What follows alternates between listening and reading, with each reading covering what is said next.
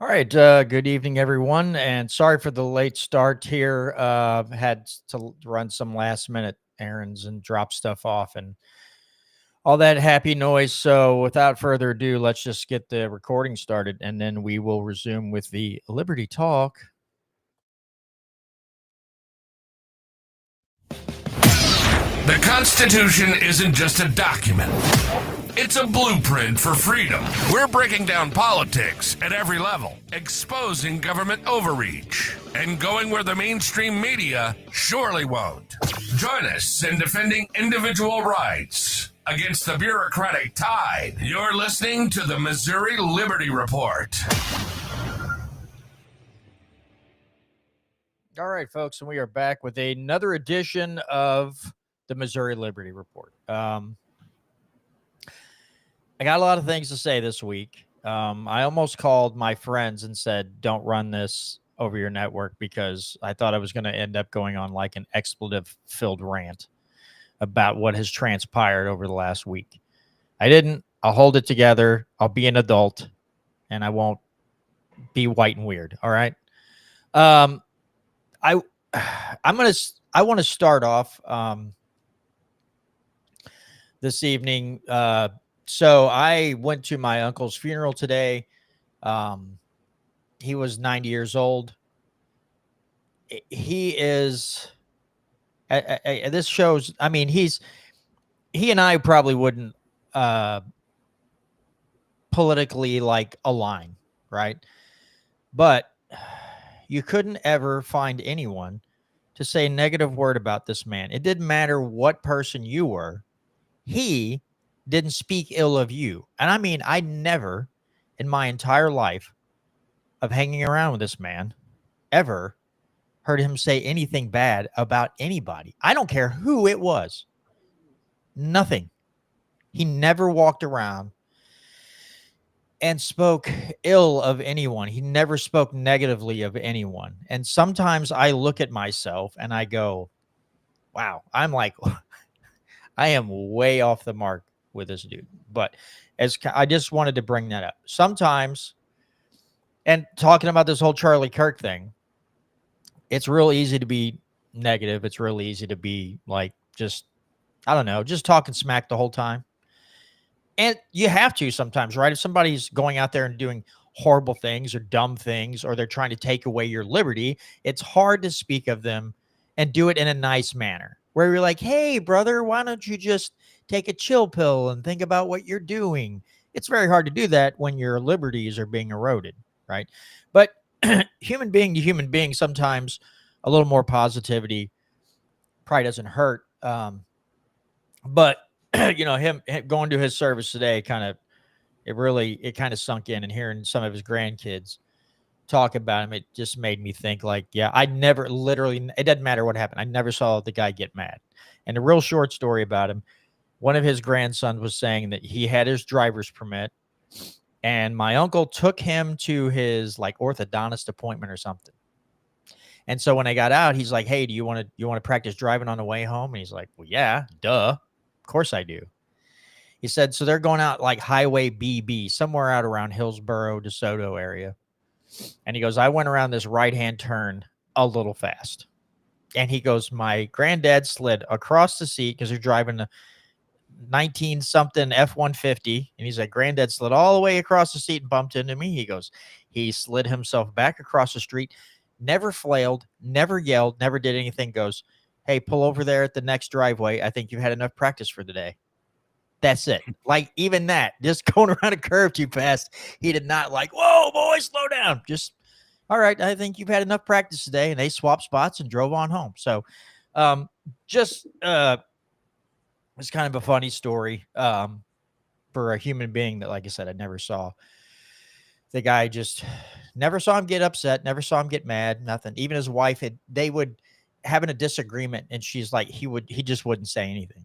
Instead of yelling, he would just lock up and just button up, not say nothing, which drove her extra nuts because then there was no communication. But anyway, just a little bit about him before we go on.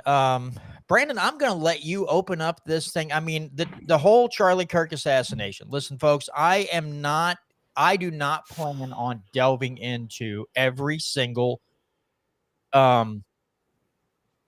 conspiracy about his death, right? Because it hasn't been long enough. There's all, and that's the thing. With everything that's going on with Israel, it's everything that's going on.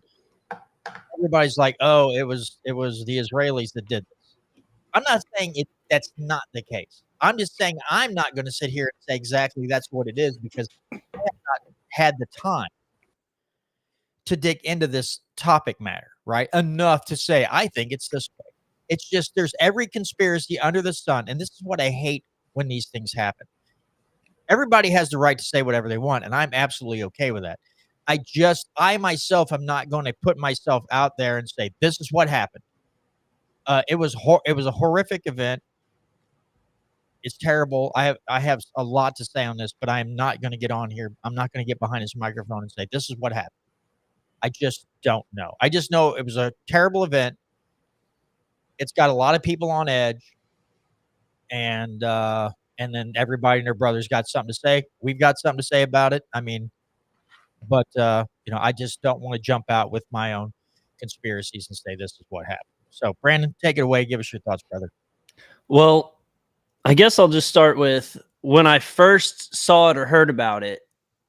I saw like I got home from work and I was scrolling X because I didn't hear about it until a couple hours after it happened. Scrolling X, I see that it happened, that he'd been shot, and then like 1 second later, saw the close-up video of it, which just is a baffling thing about this day and age of information, is that like you don't even have to be trying to look for the grotesque video of something like this happening. It'll just pop up on your feed, which isn't really much of a point about anything, but just how crazy the internet and the world has become. But I think the part that strikes me the most as someone who goes out to to talk at political events. Like, I'm someone who has a very different opinion from most people, and I go out and I try to spread my message of what I believe liberty is. And it's horrific that he was just killed in the fashion that he was for simply going out and having the dialogue. Like, that's what he was attacked for. Because I'm with you. There's definitely not enough evidence. And I'm not even leaning towards there'd be a reason for, any sort of outside forces other than just one lone crazy person. And I was even saying, I think last week on the show, I was like, we have a country of around 400 million people. And there are crazy people that do crazy things, and bad things are going to happen. It's how we respond that really shows character, and that's the way you move forward, is how you respond to something like this. And the response has absolutely blown me away in the worst way possible. There are a few stories of like the vigils that everyone's holding, and Charlie Kirk had a lot of support, sure. But the level at which people on Instagram and even like the governor of Illinois and Ilhan Omar and these people were blaming Charlie Kirk. Like, somebody brought up his quote. I've seen a few people bring up his quote about how he says that gun deaths are a necessary evil when you have the Second Amendment, which you need to protect your life and liberty. And people on Facebook, like people I went to high school with, people I know, were posting that quote and basically trying to say that, well, it's Charlie Kirk's fault that he got shot. And you had the governor of Illinois talking about how his rhetoric is a reason that people would go after him. I mean, that's disgusting, because he's not inflammatory. I mean, his opinions were mainstream 10 years ago.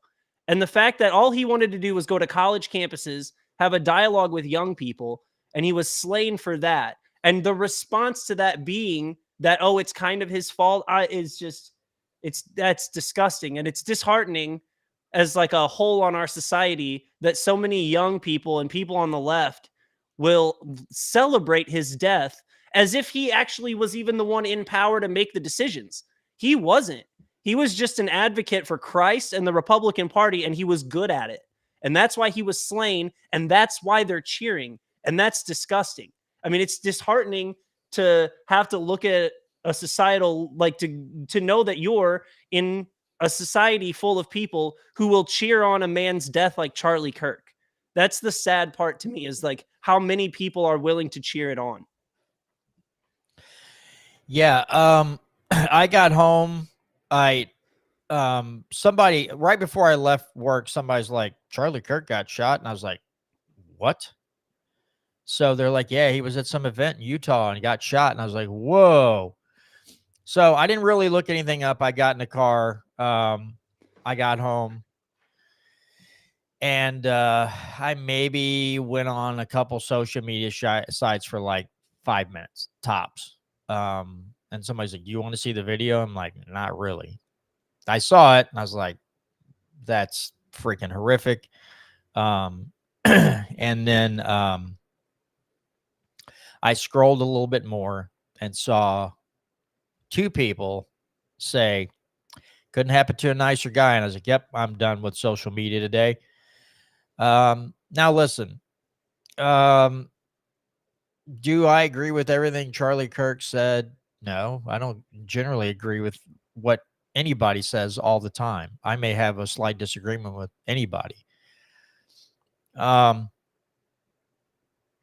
yeah, to hear people's like, well, this is what he wanted. He wanted to go out this way. And I'm like, I'm pretty sure he did not want to go. I don't think most people go out of their way to have conversations with college students enough to get murdered for it.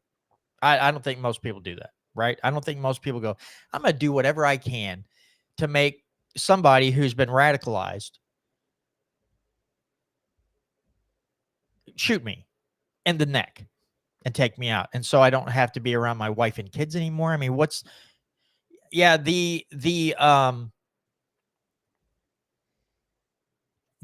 the people, some of the stuff people were saying was, I was just like, this is what we live in. Now, it feels like, unfortunately to me, maybe not necessarily the people, but the people in the media and people in certain people in government, certain politicians, their reactions and some of the things they're saying.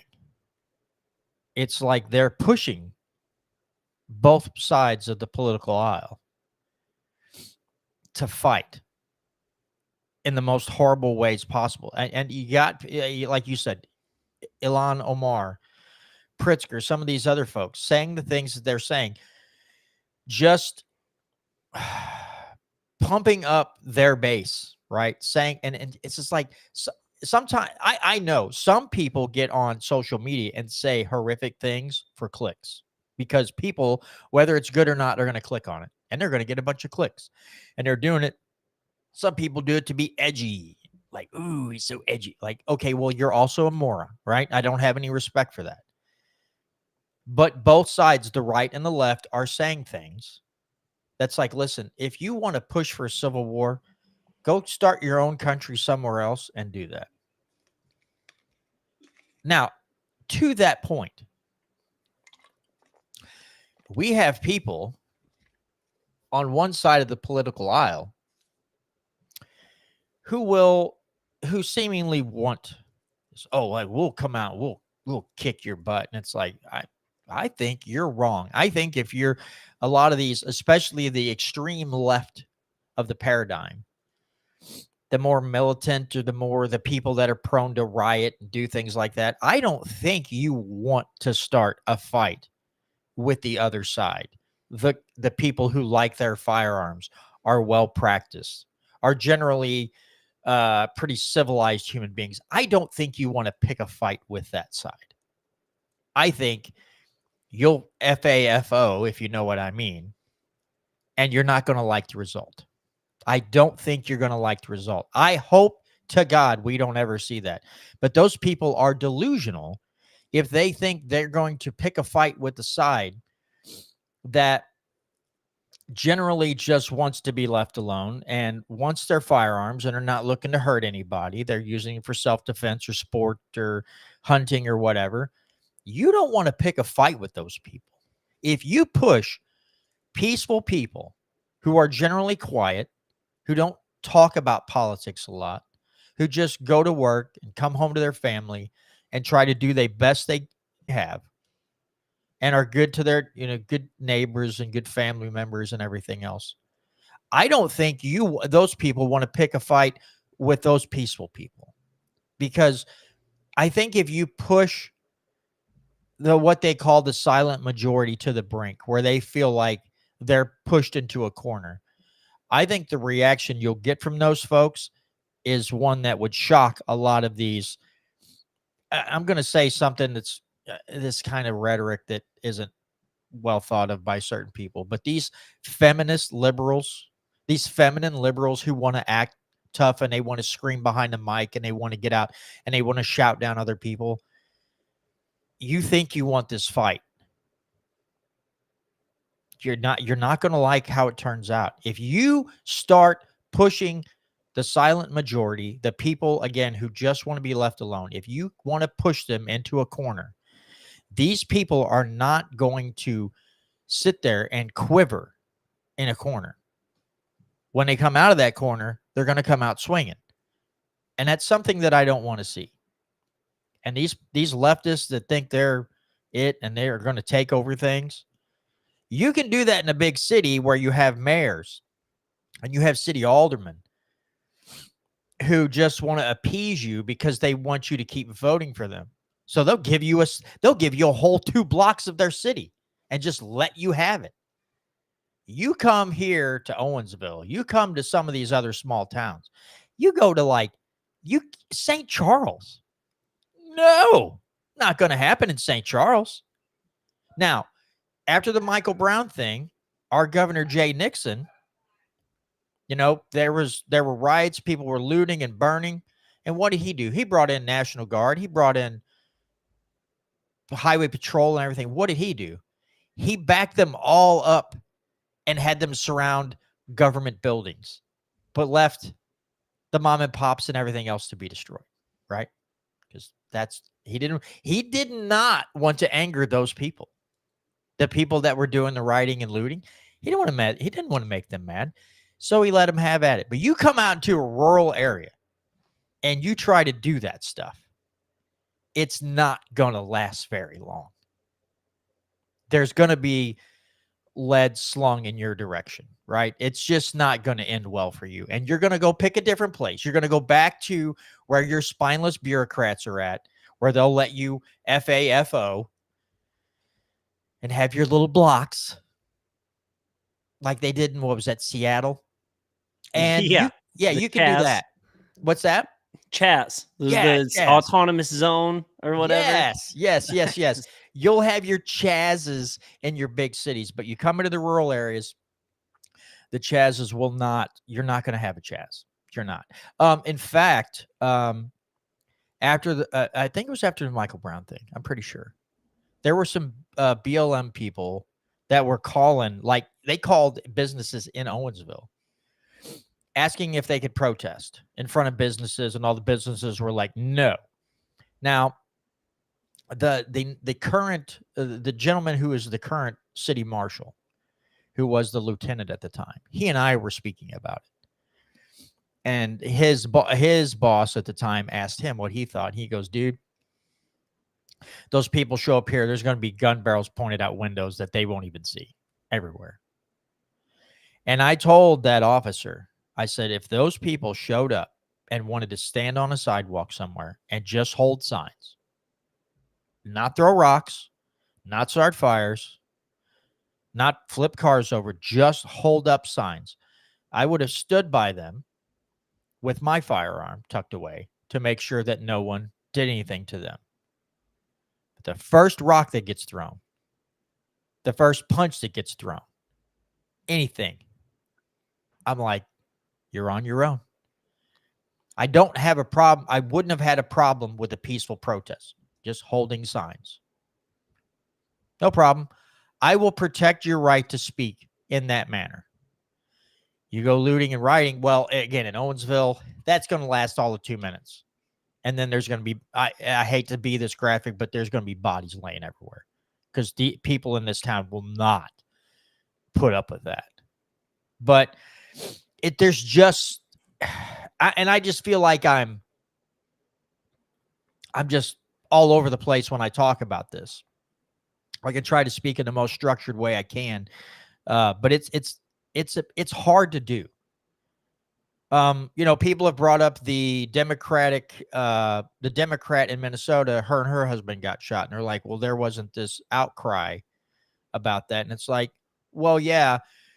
The problem is, it was someone on the left. I'm not excusing that, but I'm just saying, as far as the left goes, that was a big Tim Walz guy that perpetrated that murder.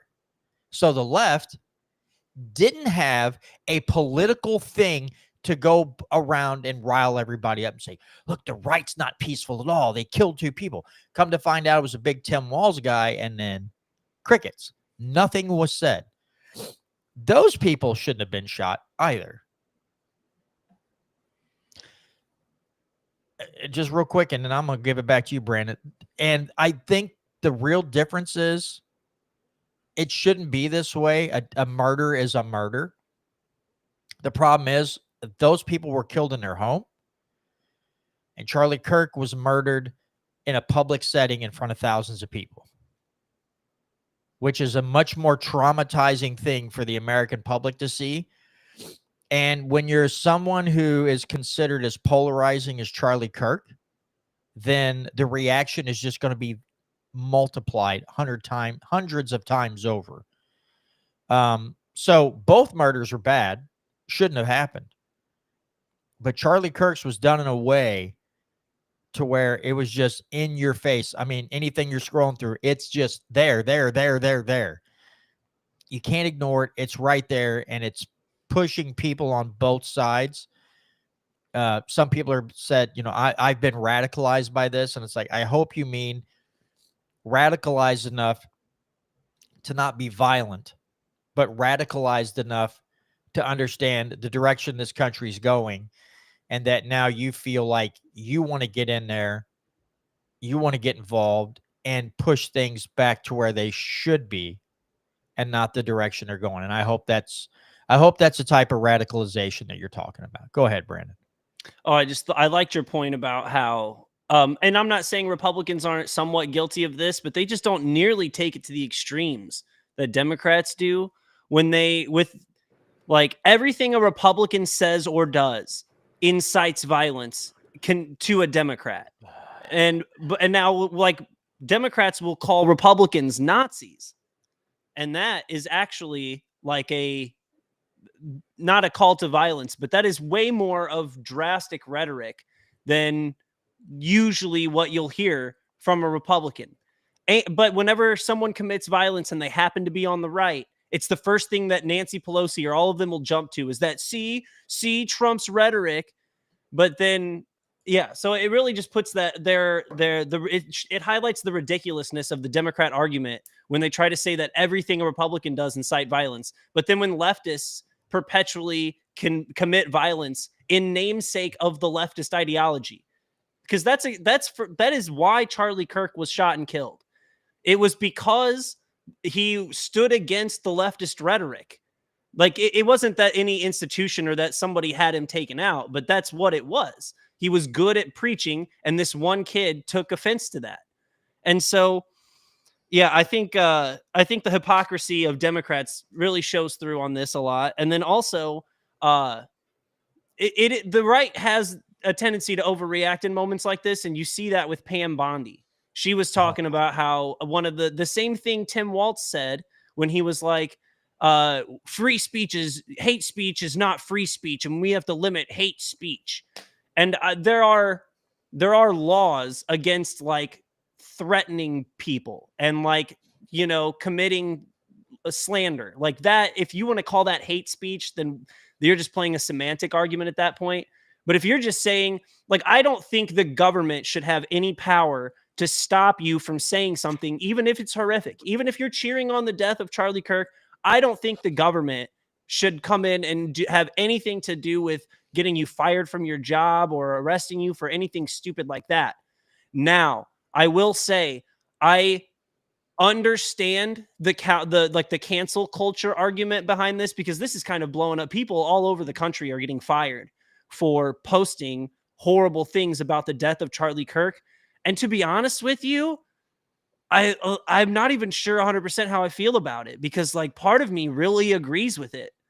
Part of me is like, I really don't like, I wouldn't feel comfortable with like working with someone who celebrated an innocent man's death like that. You know what I mean? Like if it happened to me, would they cheer too? Because like I said, I'm a politician. I have radical views and I go out into the public and speak all the time at different events and campaigns and stuff. And so part of me wonders, like, would that person be okay with me being killed? And is that the kind of culture that we're supposed to live in now? Is one where we just like when innocent people get killed, we just go and other people cheer it on. We're supposed to just be okay with that.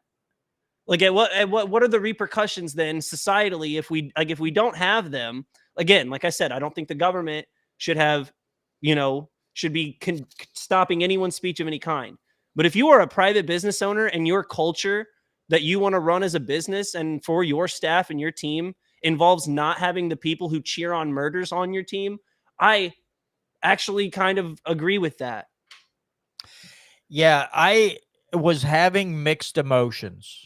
As you brought up the cancel culture, that these people, I mean, I think somebody from the Washington Post lost their job recently because she made a tweet or put up a post somewhere about, he said this thing. And it was all that black women don't have the brain processing power, blah, blah, blah. Took it way out of context. And I believe her newspaper's like, toodaloo. If you are if you work for an organization, if you work for a company, and part of it is like a lot of people know you work there and you're out there putting this stuff out and it puts a stain on the company you're working for, generally that company's probably going to try to distance themselves from you.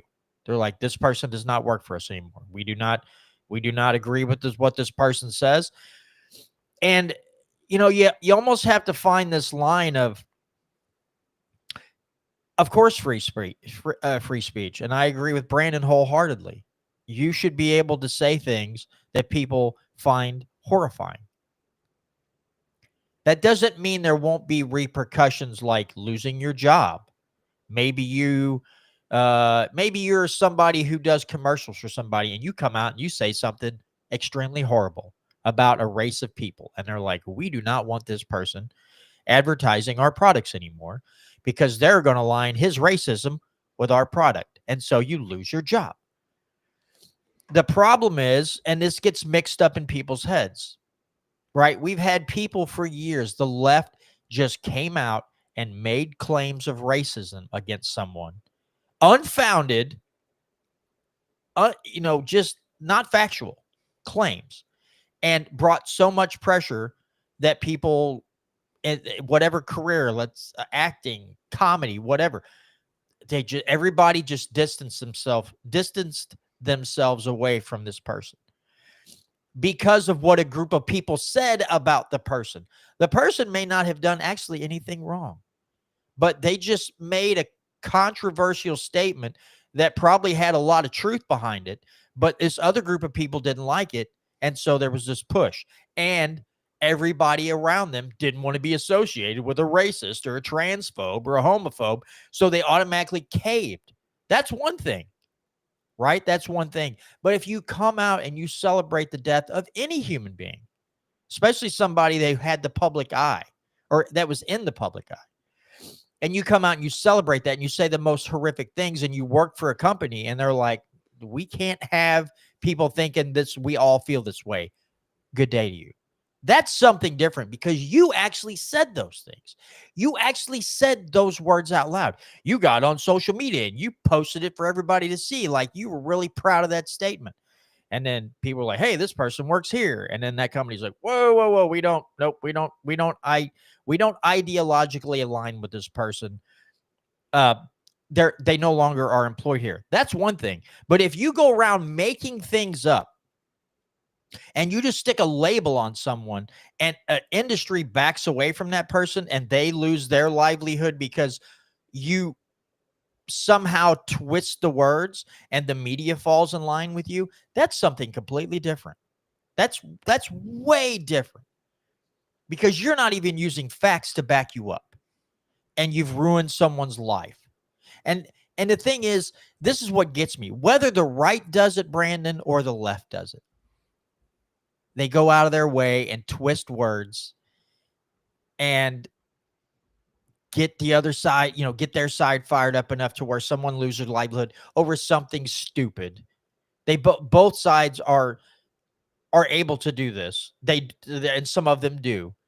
It's wrong. I don't care if the right does it or the left does it. If you're taking something out of context and twisting the language and framing it in a way to get rid of somebody out of the public spotlight because you don't like the things they say, right or left does this, it's wrong.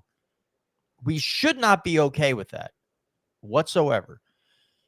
But if someone comes out and they're saying things that are saying things that are kind of true or mostly true or are true, and maybe there's one little bit of the statement you don't like, but for the most part, it's factually correct, and that person is being slandered, and they're literally taking the words, cutting some of the words out, and framing them up and trying to get them canceled or radicalizing people into you get somebody fired up enough to kill someone. That's just different. And I wish people could see the difference. But we have, like Brandon, I'm so glad Brandon brought it up because I forgot. We have the Pam Bondis, and we have on the right, and we have people on the left. And it's something else, that's something else that people got to get through their heads.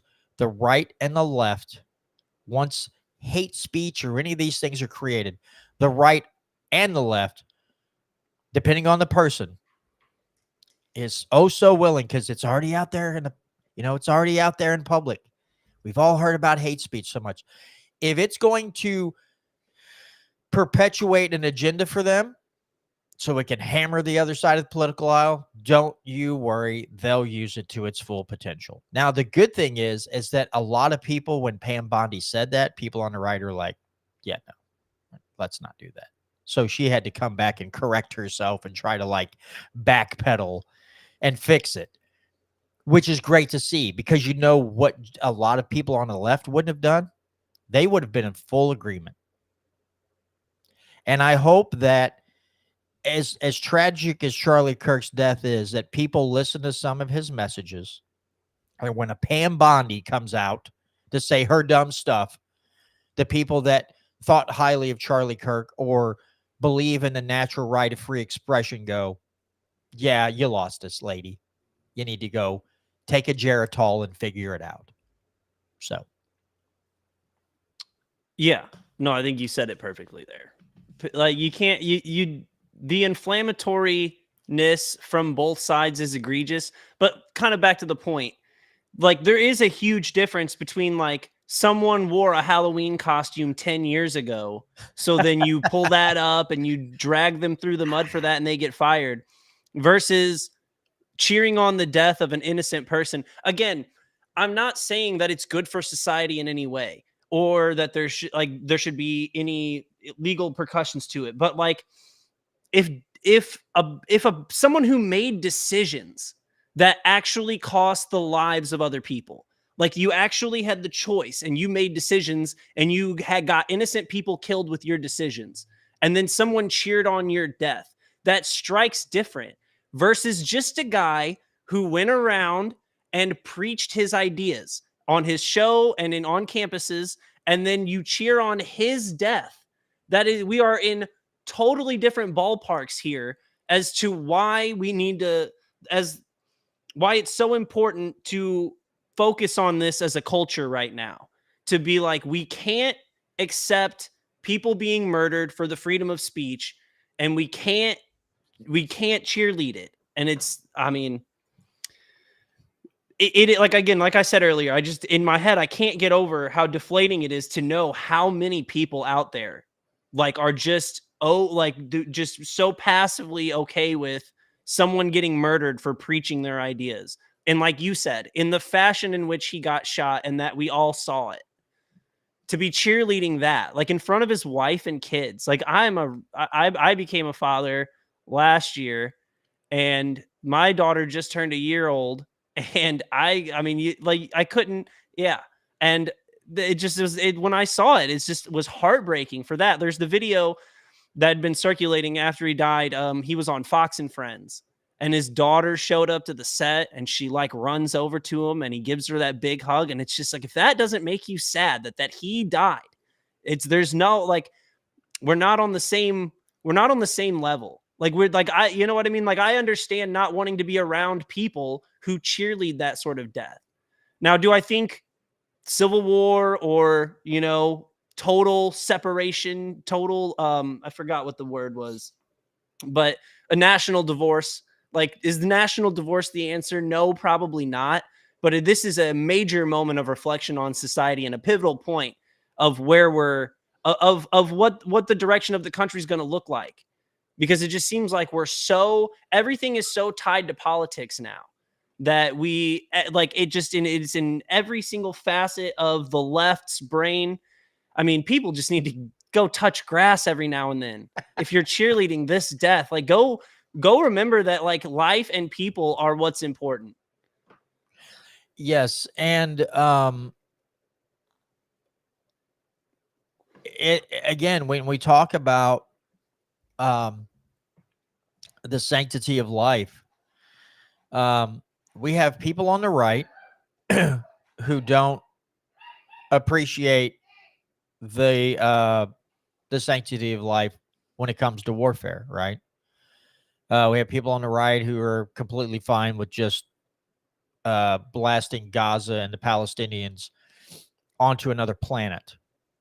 And then we have people on the left who will celebrate the deaths of Charlie Kirk, or we have people on the left who think you could just do an abortion up until right when the baby's pulled out, you can still abort it. There's no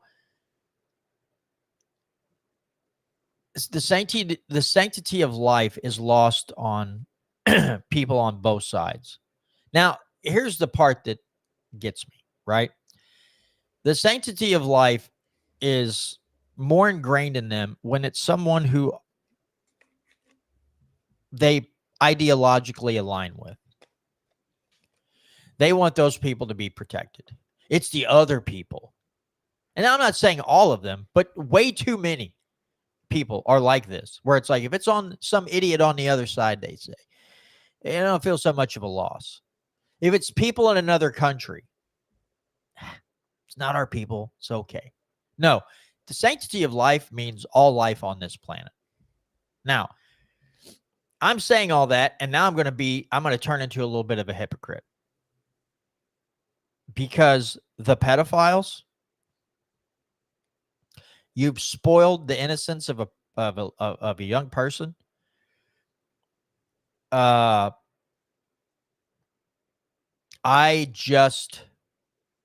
don't have sympathy for those people. And maybe that's hypocritical of me, and maybe that's evil of me.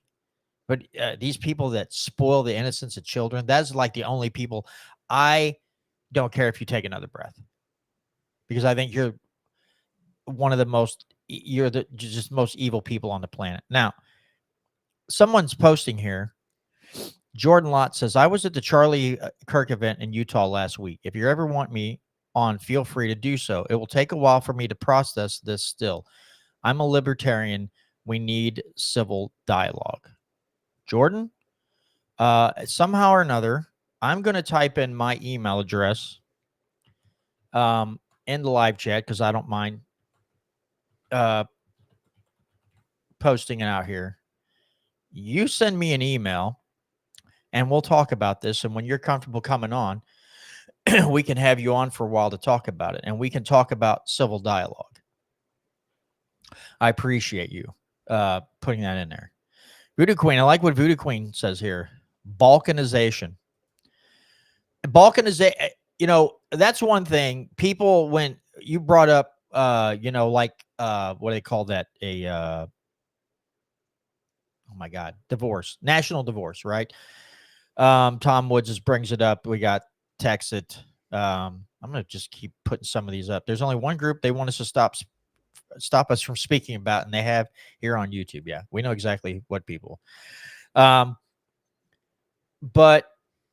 some people, when you talk about balkanization, they freak out. They're like, oh, what? And it's like, I get it. I understand. We've been a union of 50 states for several years. We're all kind of used to it, right? That's what we've grown up being educated on, the 50 states. But there's been balkanization around the world for years. It's happened for years. And people get tired of a leader or being treated a certain way, and somehow they work out a way to have their own state. There's nothing wrong with that. If those people are doing it for their own benefit, to gain more liberty, and to be a little more prosperous and a little more peaceful, I say go for it. If you're doing it because you want to create a society of that where everything goes, then I guess okay. But if you come attack us, you're going to be put down, right? Like, you're not going to survive long if you decide those people are too peaceful. We're going to attack them, because you're going to have a whole lot of people up against you. But I understand the sentiment behind the balkanization, behind a national divorce, when we see what happens at the federal level. And we have a lot of states who need a lot of education about how to act civilly and stop trampling all over people's rights. I mean, we have all these things. I also understand that seeing this video, how you can feel radicalized when you see that, and then you see the reactions of certain people who are celebrating it. I understand why you feel radicalized. I don't think if you want to go battle, if you want to have a battle, a spiritual battle or a mental battle or a liberty style battle, don't go out and fight other human beings because they're on the opposite side of the political spectrum from which you reside. Battle in your city halls. And I'm not saying violently. I'm saying battle in your city halls, battle in your state buildings, and fight the people and put up a wall against people who want to take everything, take your choices away, steal more of your money, tax you out of your homes, just regulate everything out of existence. Those are the people that you should feel radicalized against. And again, not in a violent way, but in a way that says, excuse me, you've overstepped your boundaries so much that we're going to have to put a stop to it. And that's the people that I want to see you butt heads with. That's the people that I want to see you go to war against, and not in a war with guns and artillery, but gray matter. A mental, spiritual battle against people who think you're too dumb to live your own life. That's the people I want to see you battle against. Jordan says, hey, John and Brandon, yeah, I have a friend who lives in Missouri. Are you guys from Missouri? We are. I hear it's a beautiful state. A national divorce would be bad, I think. Go Mizzou. I agree. Go Mizzou. Yes, we are. So Brandon lives closer to the St. Louis area, and I am almost like dead center of the state of Missouri. I would be what you call central Missouri. But again, I hope to hear from you, and it would be great to have another libertarian voice on the show sometime. So yeah, I look forward to that. But yeah, again, I just and Brandon, I'm gonna let you jump back in here, but I just hope that people. Charlie had a pretty peaceful message. Listen to his words. You're not going to agree with everything, and that's fantastic. That means you're thinking for yourself. But just listen to some of the things he had to say about a civil dialogue, a civil debate, and then take that battle of the wits to some of the dimwits in a state house near you, of people who think, again, you're too stupid to live your own lives without government intervention and they know what's best for you. Take the battle of the wits to those people. And with a show of many people saying, hey, we're not as dumb as we think you are. We see right through you. And now we're going to do everything in our power to make sure that you lose your power, that you are an unemployed politician. That's the kind of war that I want to see. That's the battle that I want to see, not between human beings slinging lead at each other up and down streets in America. I want to see the battle against politicians and against greedy, immoral people whose only, it seems like their only mission is to get more money and more power and take more things away from you. That's what I want to see. Brandon, back to you, brother. Oh, just like you said, it's not that we need to be out. You don't need to go fight any of the people that you disagree with or even ones you find abhorrent in society. You need to find your community, find a place you want to live with people that agree with you, and then defend that with your life. Like, that's, if you're going to have a national divorce, it would be, make it where they're coming to trample on you. Like you said, don't go shed blood out in the streets. Just go, find yourself a little piece of land, get some trusted neighbors, and then you won't have to worry about it or deal with it. Like, if you're worried about, your kid being indoctrinated in like a school, then don't send your kid to that school. Then find a way to get your kid educated that doesn't involve sending them to these indoctrination camps.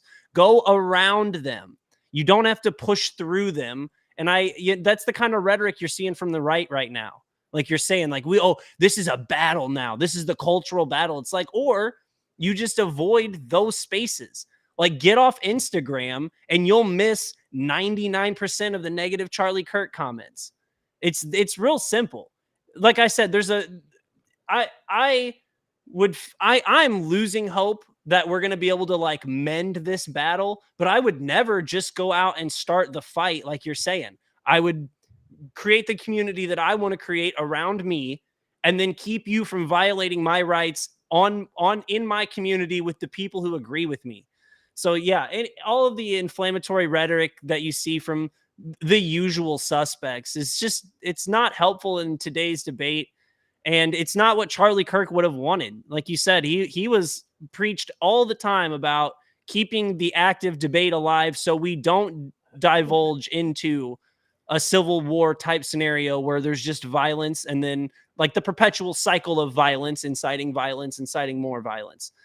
And I didn't listen to a ton of Charlie Kirk before he passed, but one thing I do appreciate about him is that he definitely understood the importance of libertarianism and, more importantly, individual rights, with the way they were like, he was somewhat of a constitutional expert. Whether or not he always practiced what he preached is neither here nor there, but he did understand the importance of individual rights and liberty in America. And for that, I think he deserves a credit in that regard. Whether or not he was perfect all the time or you agreed with him, he understood the value of freedom. And I think for that, he deserves a lot of credit. Yeah, I just the one thing, somebody else brought it up, and I never looked at it that way, but when you watch a video of him, and he would, when someone else was speaking, he would set his mic down. Like, he wasn't trying to scream over them the whole time they were talking. He would set his mic down. He would let the other person talk, and then he would retort, which is what you want to, that's what you want to see, is you want to see that type of thing. You want to see someone who allows the other person to speak and then they retort. That's civil discourse. That's civil debate.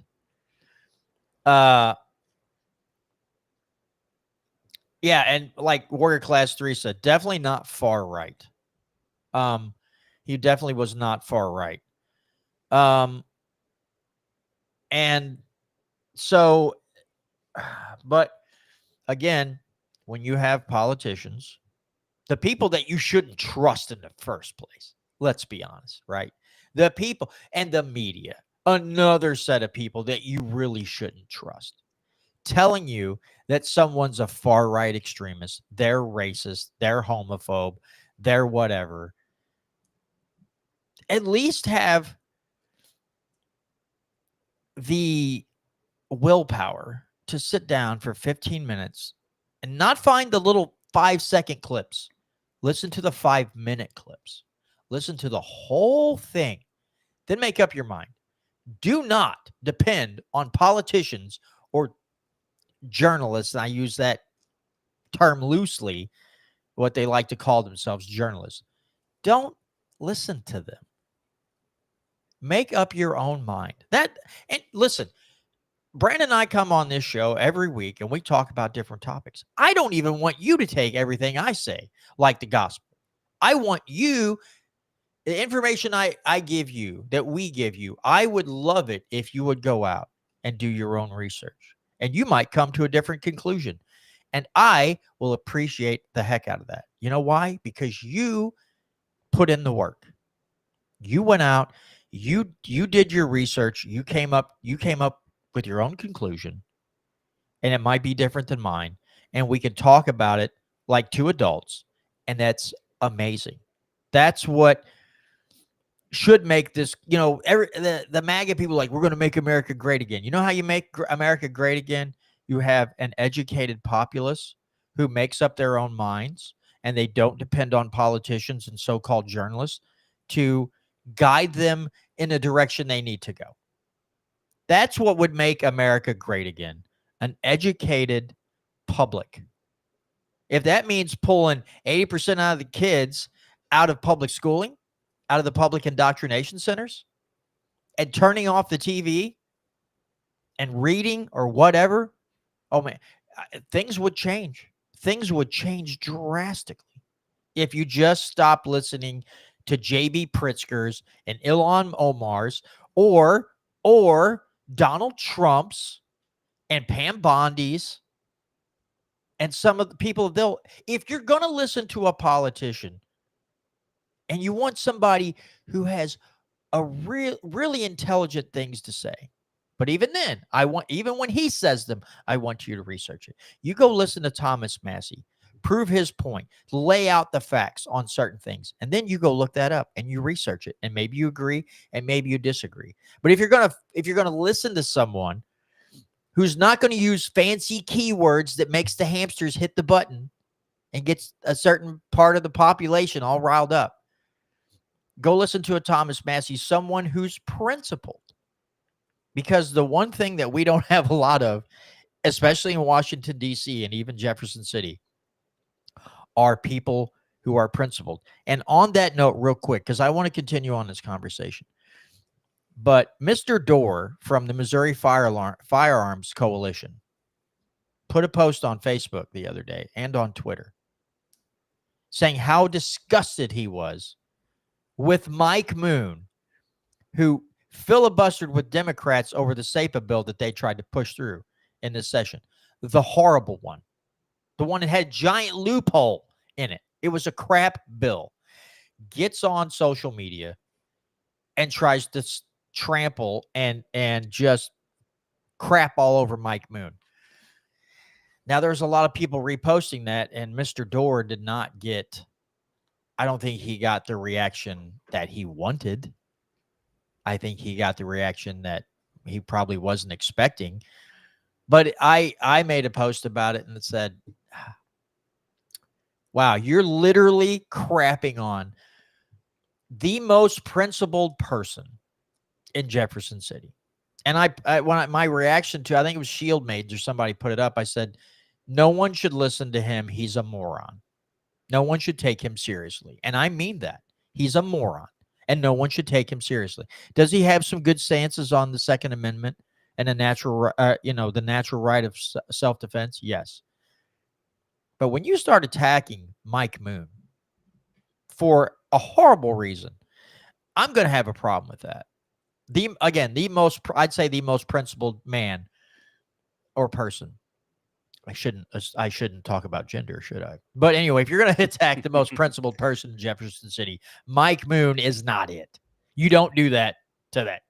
You pick somebody else. Especially because they make it sound like he was filibustering with Democrats. It makes him sound like he's going to have the Democrat talking points of, well, we need to ban assault rifles and we need all of these different protections from the Second Amendment, which is clearly, again, I haven't heard the speeches. I can't confirm it for certainty, but I would bet almost anything that Mike Moon was not out there preaching about how we need more restrictions on the Second Amendment, probably how the SAPA bill was unconstitutional. And if I remember correctly from the multiple episodes we had on those bills, is that it was laced with like basically giving the state of Missouri unauthorized power to go after your firearms with the way it was worded. It was basically like the SAPA bill is to protect your Second Amendment as given in the Constitution, except unless the state wants to violate your Second Amendment, then we'll allow it. Or I'm assuming it was merged with a bunch of other things that violated the Constitution, which, as we know on this show, Mike Moon is big on not violating the Constitution, especially when it comes to putting multiple subjects into a single bill. He's very adamant about defending Article 3, Section 21 and 23 of the state constitution. And so, yeah, to go after a guy like Mike Moon on something like this, I saw the post. I didn't see the comments. I'm glad that guy kind of got what he deserved in the comments there, because what a ridiculous premise. So here's the post. This is from the Missouri Firearms Coalition. Now, he starts out on a really positive note, but he ends on a really bad note.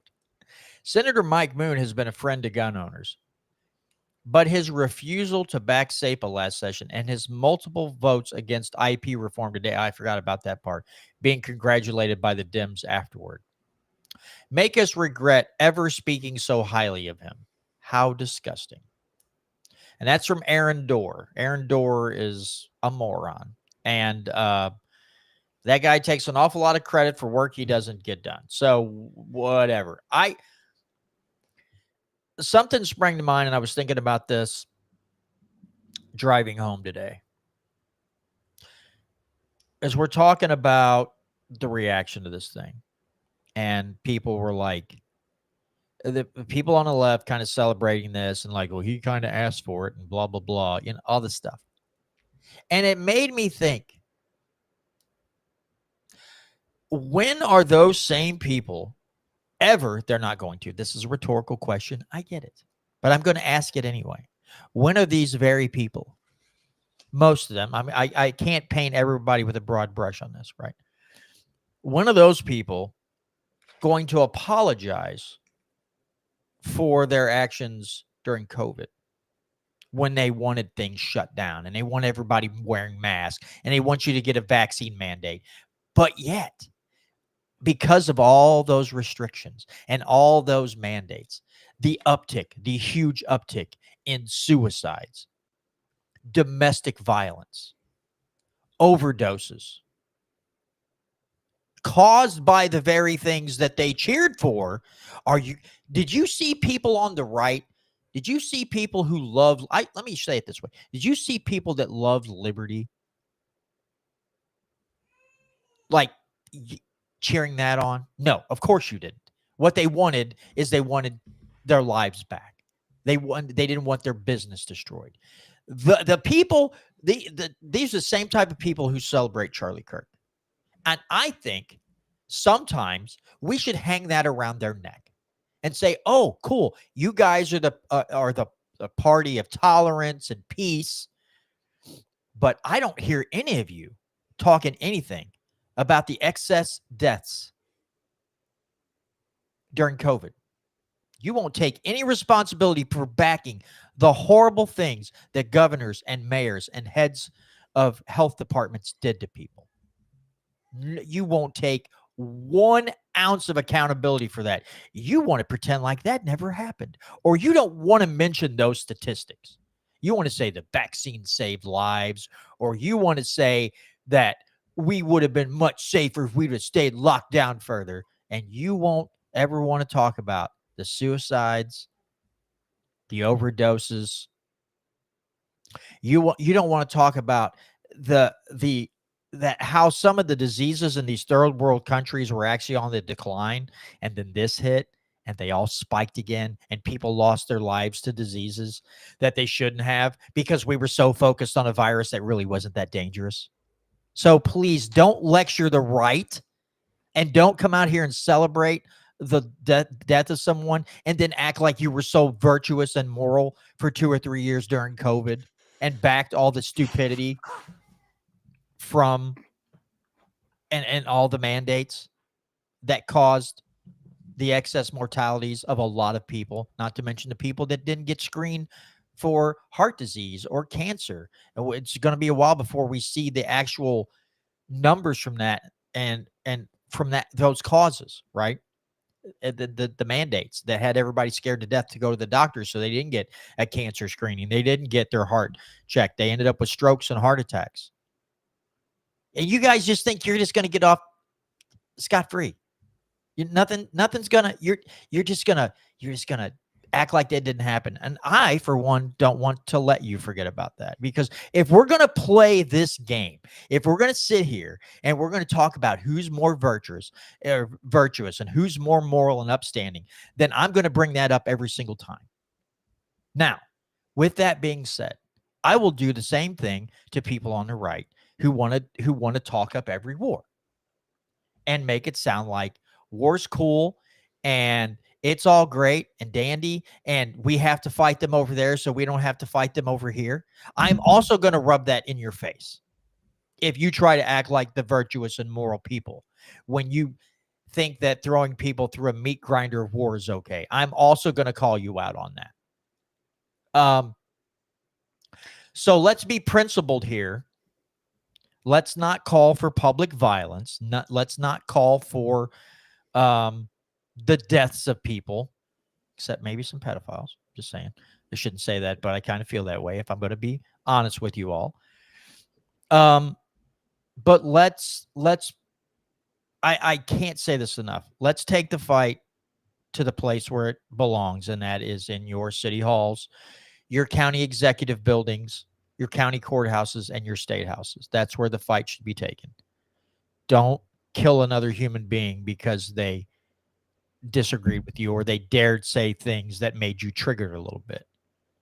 Have the battle of the wits in the courthouses and the state houses, and may the most logical minds win. May the people who can critically think and think through things logically and not look at the outcome instead of the intent, may those people win the battle, and then we'll all be better for it. That's just my thing.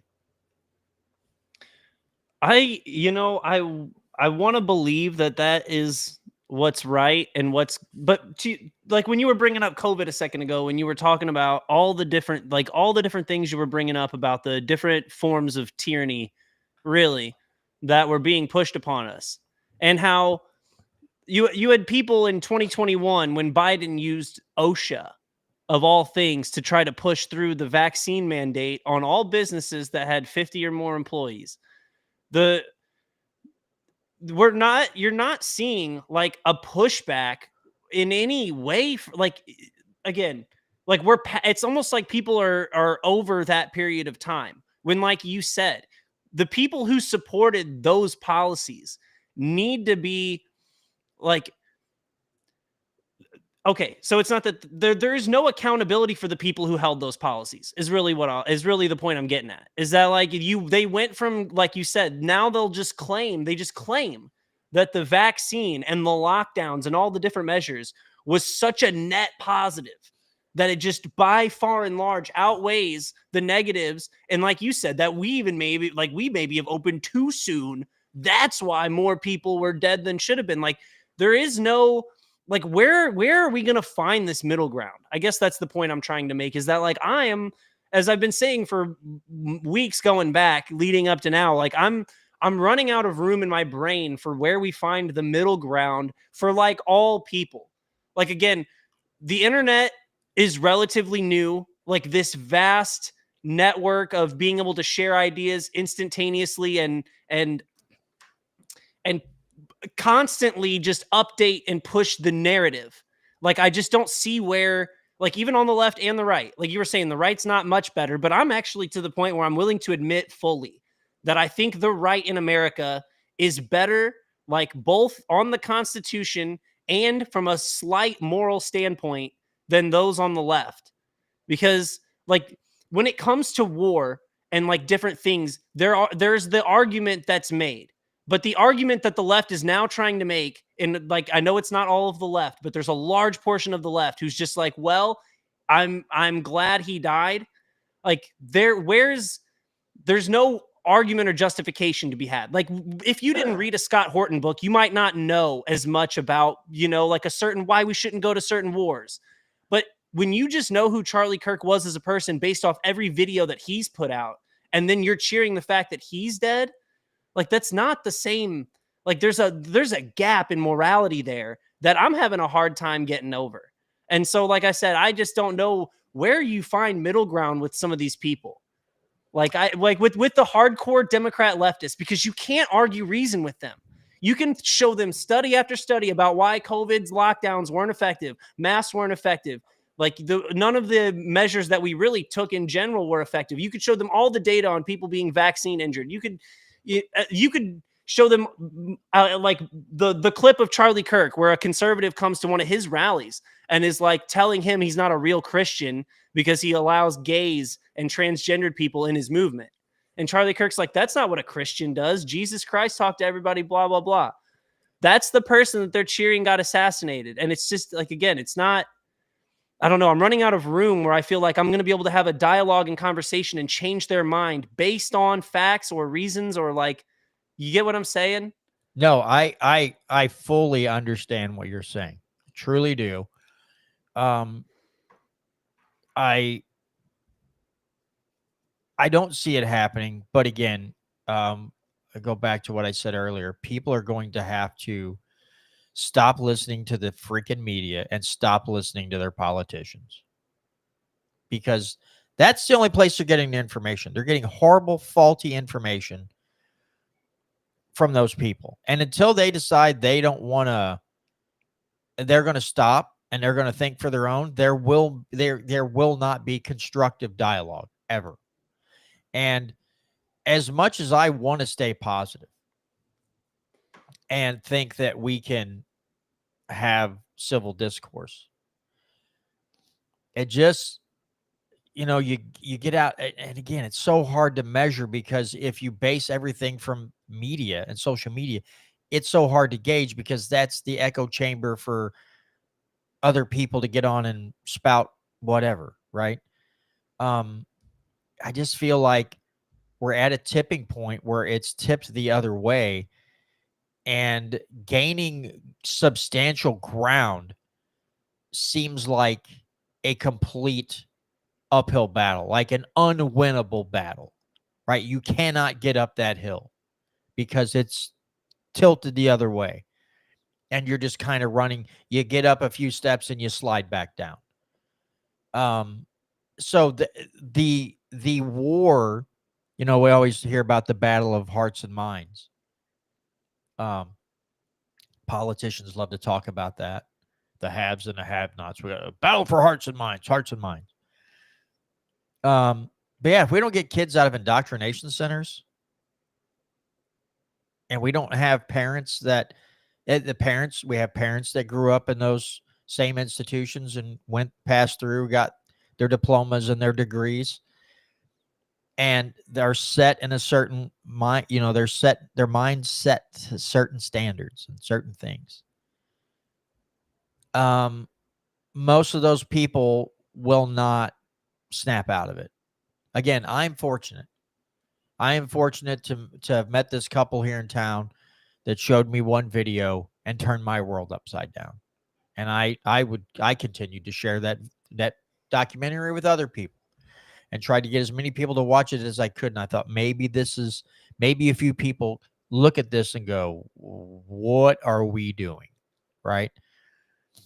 And it's one of those things. Again, we didn't get here in a day, and we sure as heck aren't going to get out of this in a day.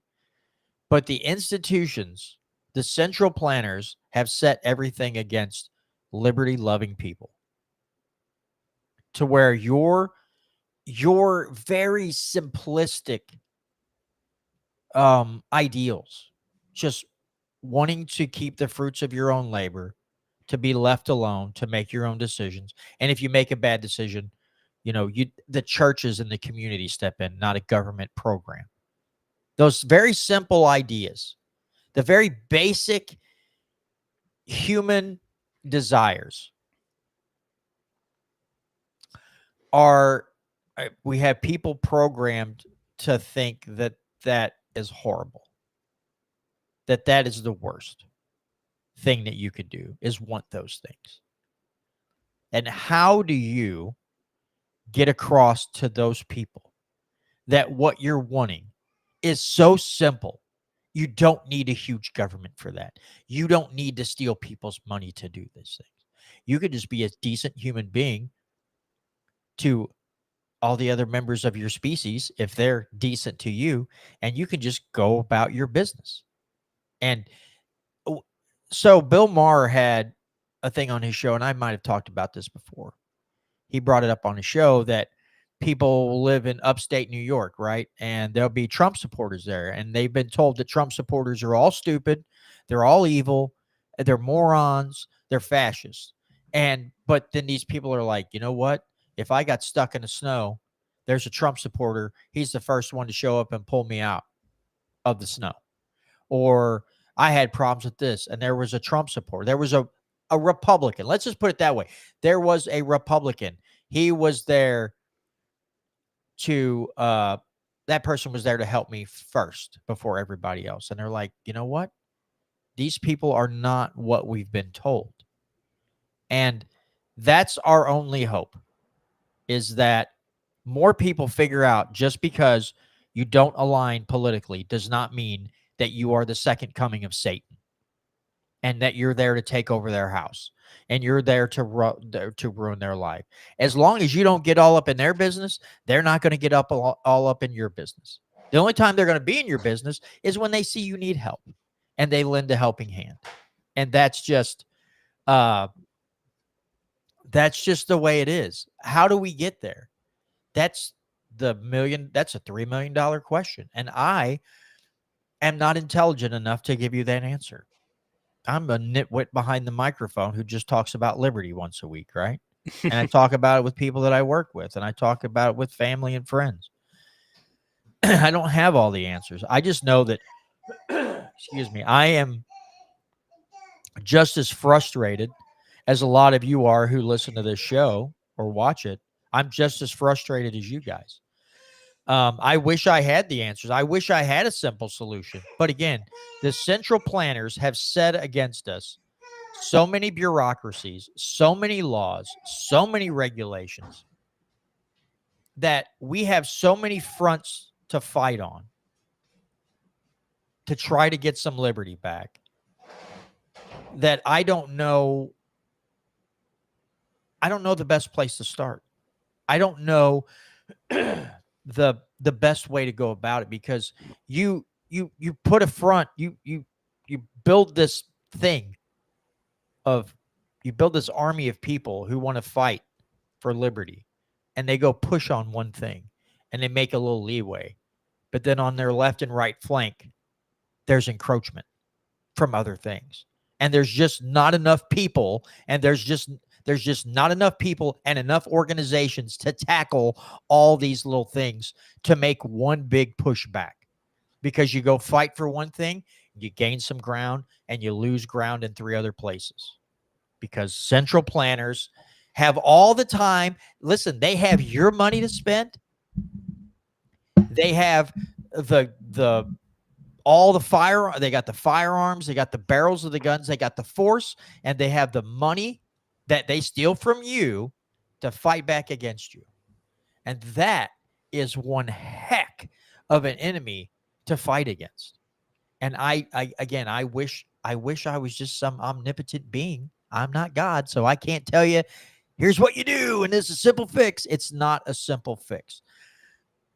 But again, if you just stop listening to the idiots that call themselves journalists, and you stop listening to politicians who clearly don't have your best interest at heart, you get a lot of people maybe to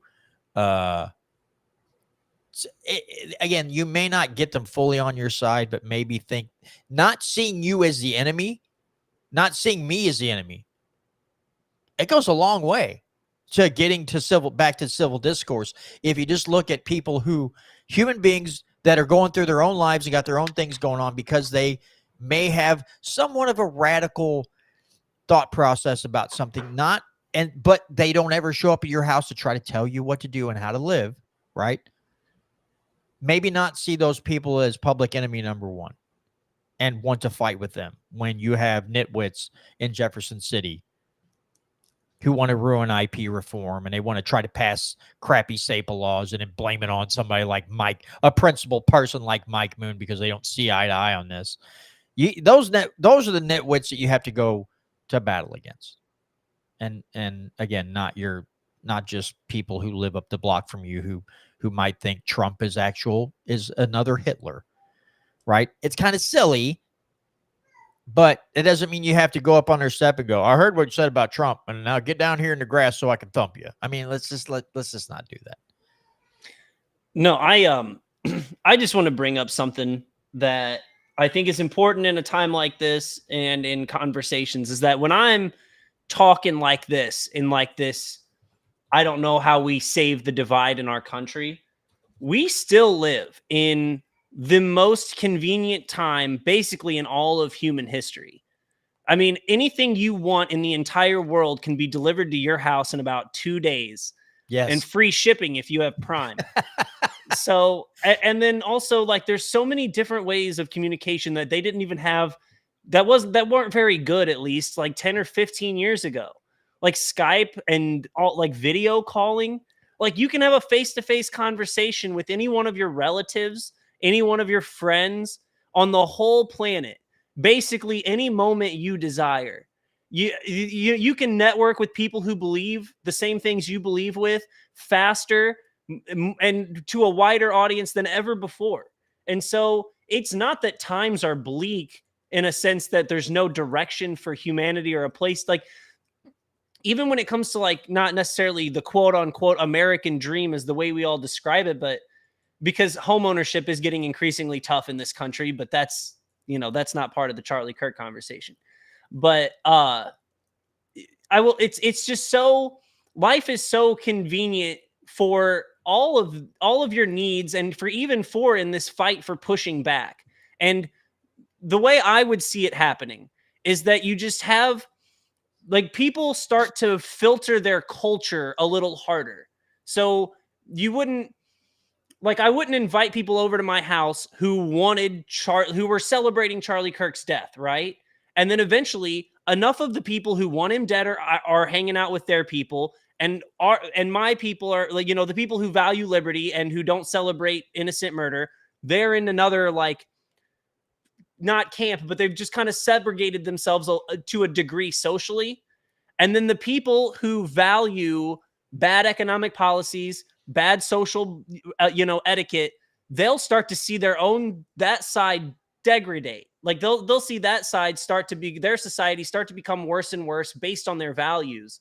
And then they'll see the example of the good society, because there's no argument against that. If you have the society that has, the kind people who are willing to work hard and want less from the government, and they've sort of created their community, you're going to want to be a part of that eventually. If your socialism or, neo-capitalism or whatever, angry leftist, socialism, communism, whatever it is, when that starts to fail on them, then maybe they'll realize, like, oh, maybe I shouldn't be, celebrating death. Maybe I should appreciate dialogue. Maybe I shouldn't label my neighbors as Nazis. And then maybe we'll start to heal. But I think until they start to see their parts of society falling apart, then, I think we're going to be in this loop. But like I said, that is not to say that the times we live in are like ultra bleak or ultra tough. It's just that because we see so much more of society than we used to see, you get to see some of the evil of it, and you get to see it become more and more evil over time. And so, like, again, kind of like I was saying earlier, you do need to just be with your community and touch grass a little more if you start to get in like this headspace of that, like, we have to go after the enemy. It's like, no, just build up what you've got and then protect that. No, I don't disagree. Yeah, there's so many things in society that are messed up. It makes me think. I've got to get somebody from You Are the Power back on with us at some point, because there's a organization there that people from all political walks of life see a situation like the Hernandez family. When I had Jonathan and Jennifer Williams on with me to talk about that situation, and Jason Lyon, people from all political walks of life thought, what a horrible thing. People being a loving couple, being accused of child abuse because their one daughter had a horrible disease, and the courts and everything set against them to take their kids away. And then the mom and dad couldn't even live together and couldn't communicate. And people from all walks of life came together, Republican, Democrat, Libertarian, Green Party, whatever. Don't even have to label. Just human beings came together and fought. And now the Hernandez family has their girls back. They finally won their day in court. And there's multiple instances of stories like this. It's just the problem is that if you keep watching the news, bad news sells more than good news. So they're going to show you the bad news. They're going to make everything around you seem horrible. But then sometimes, like Brandon said, you walk out and you touch the grass. You talk to a neighbor. You go visit a family member. You just go out. You go to a game, or you go do this. And then you be sitting in a stadium with 20,000 people. They're there for one thing, not politics. They're there to just escape the stupidity of the world, and all come together for one reason, just to watch a football game or a hockey game or a baseball game. There's not fights in the stands everywhere. There's not bloodshed.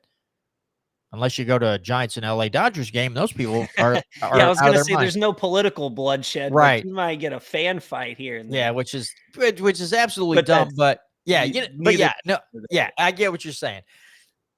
But so you go out and you see it, and you're like, oh, we got 20,000 people in a building, and there was no shooting, there was no stabbing.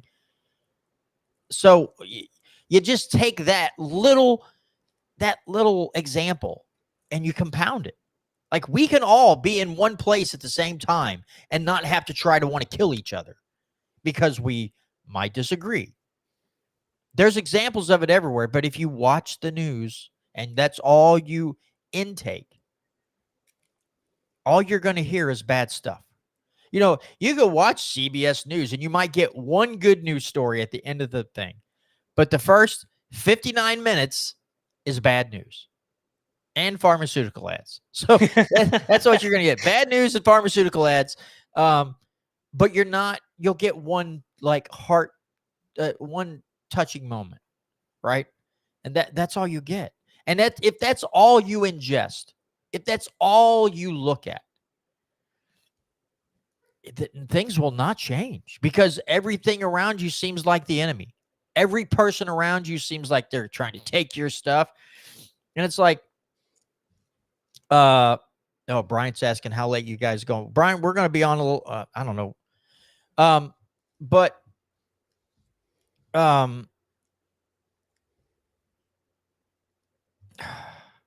if people just stop thinking everyone's against them. Yeah. No, I got to answer Brian real quick. Go ahead, Brandon. No, like we were talking, like you were saying, it's about being able to, like, you can make yourself incredibly depressed just following the political cycle all the time, no matter what side you're on. Like, it's always going to feel like the other side's right about to, like, even if you were a Democrat or Republican, it always feels like the other side's nipping at your vision of what the perfect America's like.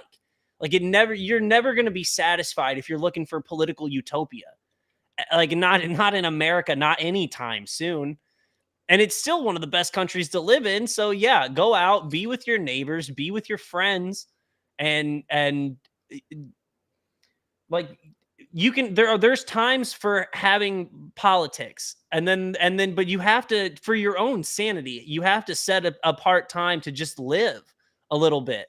And Yes. then maybe like you said, that'll start to mend you'll start to heal the wounds that we have against each other, just by recognizing that not like the other side is not the vilified side that the news tells you.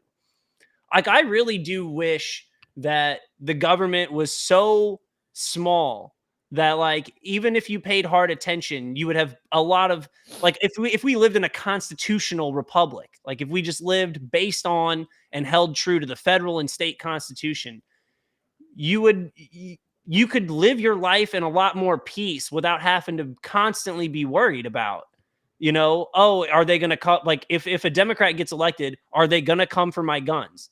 Because, like, that's what they say. But if the federal government just held true to its power, you could go to more sports games and you wouldn't have to constantly feel like you have to fight this uphill battle for liberty constantly. And so, but you will drive yourself absolutely insane if you just focus on it all the time and you don't go out and be a human being and enjoy things occasionally. Or, like I mentioned earlier, if you forget your sense of gratitude for, like, just in a Buddhist meditative, just, understanding how much worse everything could be at any given moment. Yeah. No doubt. Bryant Wolfen, I don't know. He may jump in on the show with us for a few minutes. Oh, that would be so awesome. Let me, I got to do something here real quick. Okay. Well, I think, let me text him back and say, I'm going to call him. That would be awesome. So, for those who don't know, he's talking about Bryant Wolfen, representative in the state legislature for Missouri. And what I could only assume is, like, he's got to be, at least on the floor with his rhetoric, the most constitutional member of the state legislature. Yep. He's the most constitutional on the House side. It's official. Building. I didn't want to say it. I'm going to go out on a limb and say yes. I believe that's the case. Let me see. I'm going to go ahead and call him now and see if he answers. I have the... Let's see if we get Mr. Wolfen on the phone here. Hey, John, how's it going? Not bad. How you doing, Bryant? I am doing good. Is this audio okay? I know it's not super ideal, but I had a little bit of time, and we've been trying to get together for months now. Yeah, it's not bad. There's a little bit of road noise, but it's nothing horrific. Let's see if I can switch. Yeah, my apologies there. Hopefully this is a little bit better. That's way better, brother. How you doing, Mr. Wolfen? How's it going, brother? I'm doing well. I appreciate you asking. I mean, life is a little bit hectic, as you would imagine, balancing the 4 kiddos now and the 2 businesses and the state rep job. But, we're making it work, man. My wife's a rock star, and we find ways. So, all right, Bryant, we got you on the phone. You've been there in a special session. So just give us your input, your thoughts on the special session as far as it went to redistricting and IP reform. Just give it to us straight, brother. Just let us know what you think. Well, yeah, I mean, it obviously wasn't ideal. As someone who, voted against both bills, I can't say I was the biggest fan of going back, and especially on the taxpayer's dime, to do those things. And especially IP reform, that's the one that really hits home to me because, I've said my speech on the floor and I've said it time and time again that like I've been in the IP reform fight since I've been in politics. And yet here we are, we get a bill that's so bad. Granted, not, there's things in the bill that I like, but the actual IP provision in it is so bad that I had to vote against it because I was just hoping that we could at least stir up the conversation that, this is going to fail at the ballot box. And then we're going to probably squander our opportunity of being able to actually protect the Constitution. Not to mention the version that was brought to the floor isn't actually going to protect the Constitution because statistically speaking, over 80% of constitutional amendments come from the state legislature, the General Assembly, and they are going, and the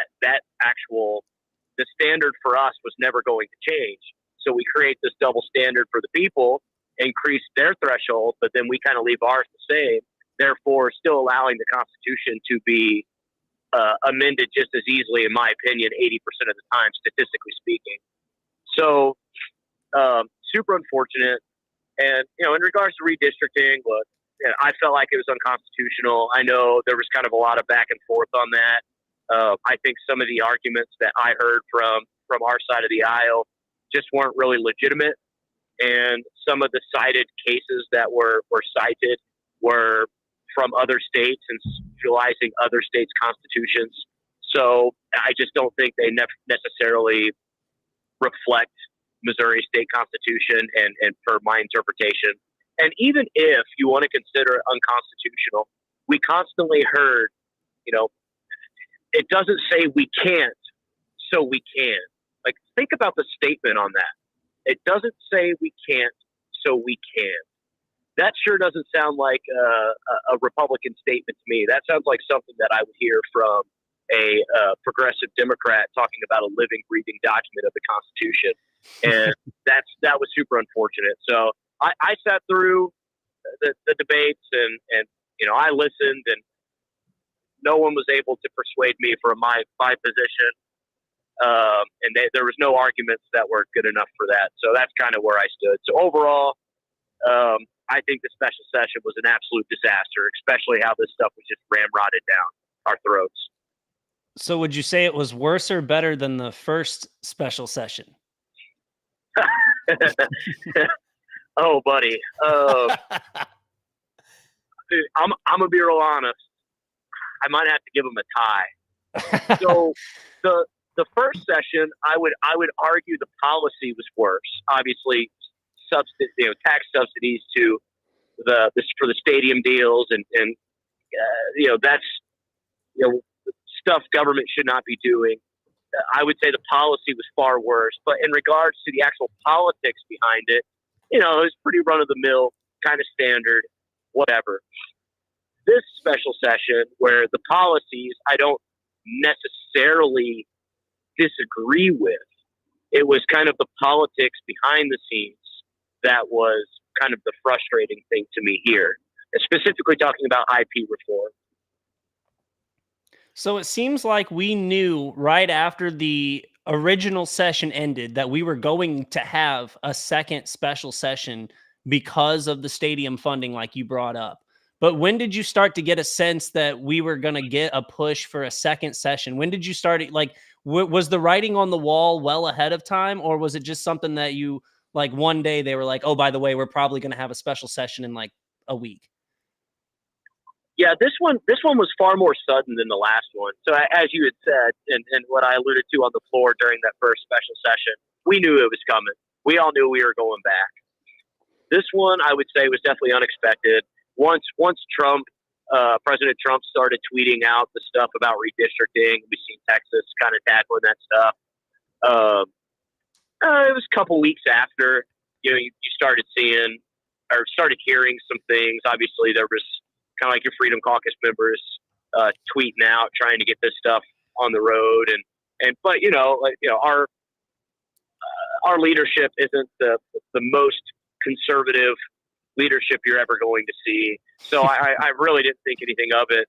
And then out of nowhere, like the governor kind of dropped that video, and I'm like, holy crap, here we go. I guess we are going back. So for me, like, we started hearing rumblings right around the time the governor dropped that video. Sorry for hogging all the question time, John, but I just got one more.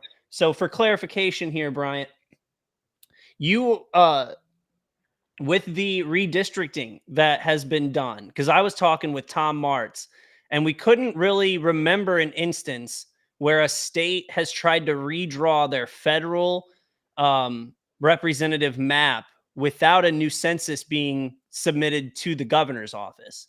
Is this like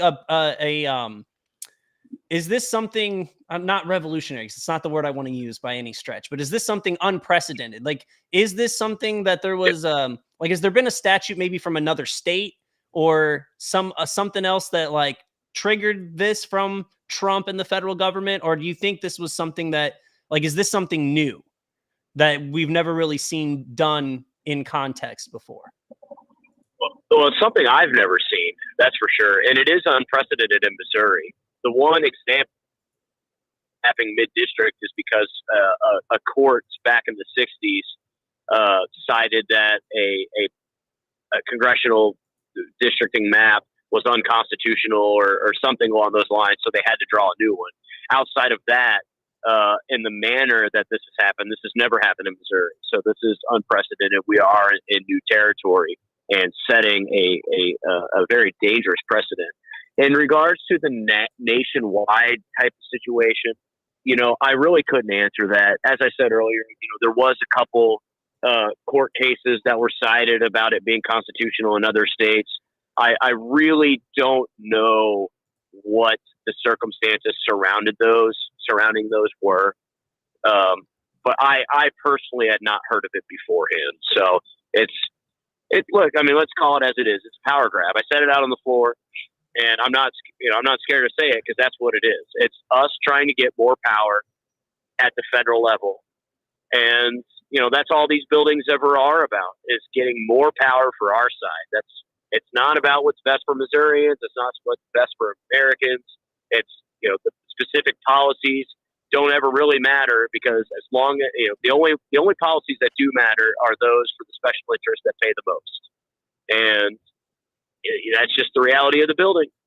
Sometimes you can sprinkle in and get some little nuggets added on to multi-subjected bills, unfortunately. But the reality is, it's always a special interest. Yeah, I'm with you, Bryant. I've been talking to people, like a political conversation came up at work the other day, and talking about politicians and talking about, different things. And I said, listen, you got to understand something. Everybody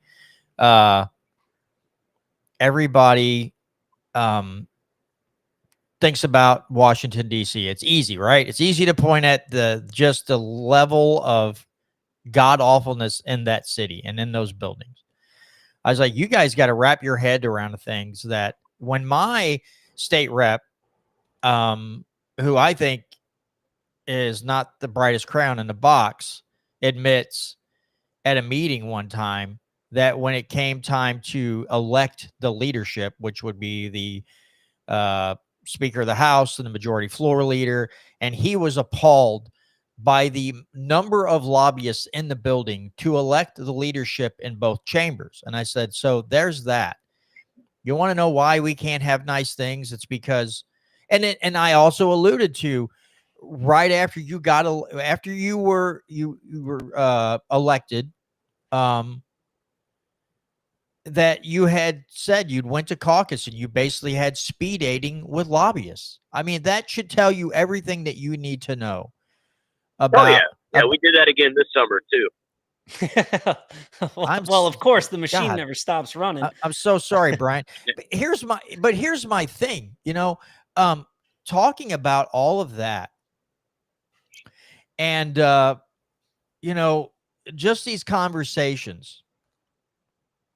I still think some people don't really grasp that. Again, national news is always just we literally have 24 hours a day, 7 days a week, cable news channels. So the national news is always there. You can hear the rhetoric, you can hear the political biases of the journalists and everything else. But when it comes to Jefferson City, I mean, that's a whole kind of other special kind of stupid stew that somebody's put in a pot and is boiling all the time.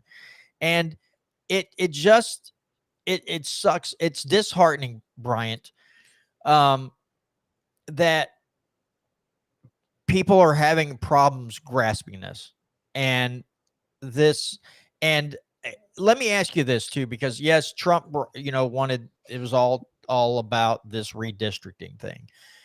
My thing is, this seems like something that would come from the highest levels of the Republican Party. This just seems like, when you talk about a power grab, this seems like something that would come from the top of the Republican Party. And with this very polarizing political figure that we have in the White House and getting all these people stirred up, it's like a no-brainer for them. Like, yeah, let's redistrict now, so our party has more members in Congress and we get our things done. Do you get that sense that kind of filters down to the states from a national level as far as leadership in the Republican Party goes? I don't know if you can necessarily say it came from the party, but we're never going to know that. I wouldn't be surprised per se, but the reality is I don't think this map came from Missouri. No. So, regardless of where it came from, that's kind of the issue, right? And on the map, I mean, it's multifaceted, right? So if you look at the statistics, the voting statistics, or if you look at the House of Reps, you could take a look at it and see that basically the Democrats have 32% of the House, and they have 25% of the congressional delegation. And so, if you want to, be fair, you could take a look at those. You could take a look at Senate districts, to just use presidential numbers. I don't know if that accurately gives a good picture on, what Missourians want, because to culminate the ideology of all Missourians into one person is kind of hard. Whereas, to me, when I look at it, the House of Reps, the House is what's closest to home, essentially, when it comes to at least the state representation. And so that was kind of the one way that I was looking at it. Like I said, the first and foremost thing for me was the unconstitutionalist side of things. I'm a strict constitutionalist, just like you guys and Tom March. So I didn't hear any arguments that could persuade me from that. So, to me, I think it's a bad move. Once again, even if we can do this, should we do this? Sets a bad precedent. And, by the time that this is done in courts, chances are the new census is going to be being worked on in the first place. So then on top of that, we're probably going to lose. I hope I'm wrong, but we're probably going to lose Republican seats over this. And I have, very good friends in some of these very purple districts, literally 50-50 districts, that this will be used against them. And they will more than likely, or they're going to have a much tougher road ahead of them for that. So I just don't think it was politically strategic as well. So every form and every way that I look at this, I just see nothing but negative. And keep in mind, I'm someone who actually supported the 7-to-1 maps back in 23 or 22 or 23 when we were debating them the first time. So I'd love to see a more conservative delegation at the federal level, but this certainly is just not the time to do it. And I think it's unconstitutional. I would like to add something here. And I am kind of, Catherine Dreyer has said this before, and people aren't going to like it when I say it, but, and it's not that it's not anything personal against certain people. It's just the mindset that I have, that sometimes there are Republicans that just deserve to lose their seats to a Democrat. And it's not so much that it's a personal thing. It's more of you all are governing in a way that's generally very, very unconstitutional. And sometimes the voters seem okay with it. Sometimes they don't. I mean, this IP reform, as far as grassroots goes, was not a popular thing the way the IP reform was getting done. A lot of grassroots folks were very upset. But it's almost like they have to be shaken to their core. Like they need to lose this majority and to lose some of that power, and then get the people fired back up to get people who are more principled and more moral back into office. Because right now it seems like, and that this is just me from an outsider's perspective, Brian, but it seems like there are too many Republicans in the state who just act like they're bulletproof and they can do whatever they want and they're not going to lose. And I hate to see that. It needs to be some shaking up here and get some people knocked down off their high horse for a little bit. That's kind of the way I'm looking at it, because I don't want there ever to be a politician or an elected official who feels so comfortable that they know they just got it in hand every time a re-election comes up, that they've got it locked down, that they're not, in fact, then they don't feel beholden to their constituents. So I would like a little bit of a power shift here in the other direction. Not that I want these crazy Democrats to get more seats, but something's got to give to get these people fired up and get them to understand that if you don't listen and you don't do the proper things, then there's a very good chance that you guys are going to lose your majority. Yeah, I mean, I totally respect that perspective, and I don't know if I necessarily disagree, because like in the grand scheme of things, you look at the federal level, specifically during the speaker vote, and you see where like Matt Gaetz and Thomas Massey and Chip Roy and all these guys had extremely good negotiation power because the numbers were so close. The only downside is it's not like they're passing any more conservative bills at the federal level. So right. It's the swamp runs deep and bold. So I said that earlier more along the selfish line of, I'm probably going to be losing some friends of mine over this vote that should have really never happened in the first place. So that was more where I was going with that. But I definitely don't disagree per se with that perspective. It's definitely an interesting thought. I have to say real quick, and then Brandon, I'll let you go ahead. I have to say that this whole conversation we've had tonight, that's pretty sad that you would lose some friends possibly over the way you voted for like IP reform and stuff. That's kind of sad, but go ahead, Brian. Or I'm sorry. Good Lord. Now too many B word people in the show. Brandon, sorry. Well, I just wanted to, it's funny you mentioned your point about how the Freedom Caucus at the United States level flexed its power to get Kevin McCarthy out so they could try to get a more freedom-oriented Republican Party speaker in there. And we ended up with Mike Johnson. So like you said, the swamp definitely runs deep. No doubt about that. But me and John, and I'm super guilty of this. I rail on the Freedom Caucus on this show often, and I will credit them with being some of the best. They stand for some of the best ideology of members of the House. That being said, so you have the Freedom Caucus, and then you have the establishment, and this is just from my lens of it. You have the Freedom Caucus. Then you have the establishment Republicans, which I would say are marginally worst, in my opinion, on certain issues and on being constitutional. And then you have the Democrat Party in dead last of those three different groups there.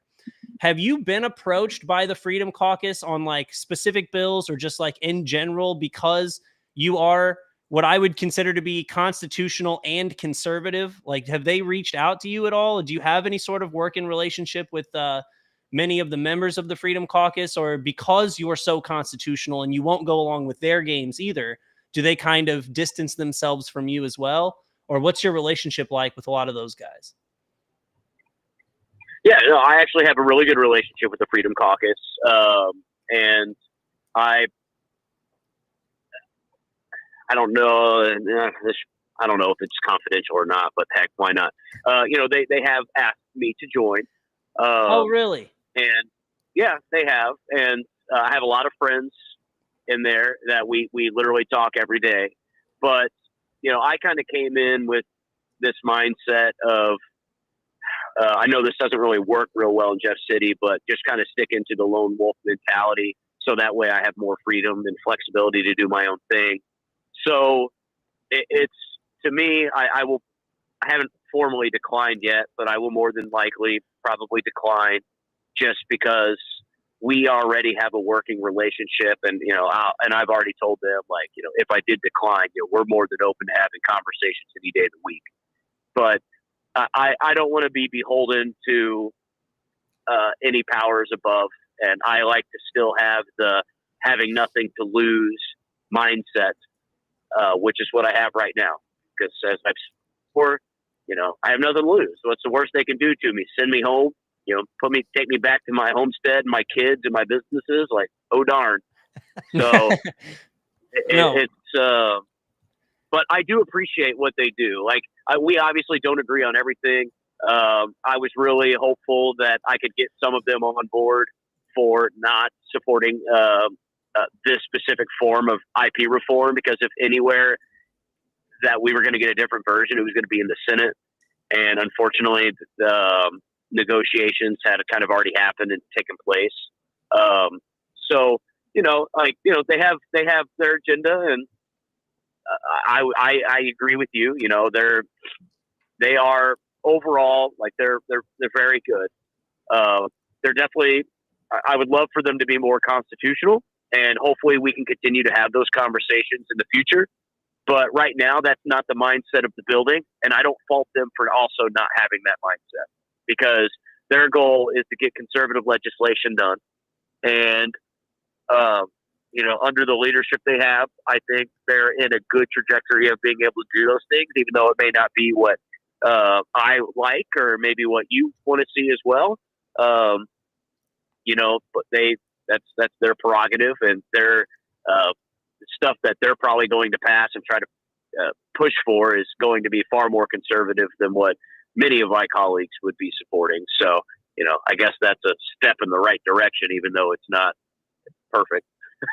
No, right. Like I was saying, I give them a lot of credit, but I give them a lot of flack on this show for not being constitutional. But they are, like I also said, I think that they're the best flight of representatives that we have, despite them not being perfect.